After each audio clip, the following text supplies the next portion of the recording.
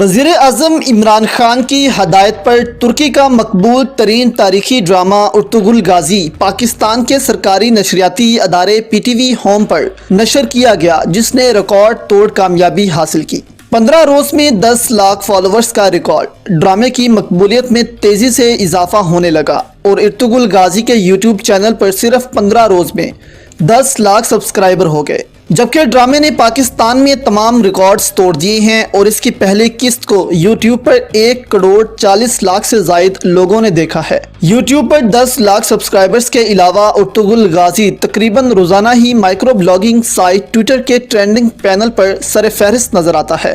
پاکستان میں ارطغرل کی مقبولیت نے ترکی کو پیچھے چھوڑ دیا ہے۔ Turkish drama serial Ertugrul Ghazi Pakistan میں اس قدر مقبول ہوا کہ اس نے کامیابی میں ترکی کو ہی پیچھے چھوڑ دیا۔ ارطغرل غازی کے ترکش چینل پر ڈرامے کی پہلی قسط کو 5 سالوں میں 1 کروڑ 20 لاکھ بار دیکھا گیا، جبکہ اگر پاکستان کی بات کی جائے تو ارطغرل غازی کے پاکستانی یوٹیوب چینل پر ڈرامے کی پہلی قسط کو صرف 2 ہفتوں میں 1 کروڑ 13 لاکھ سے زائد بار دیکھا گیا۔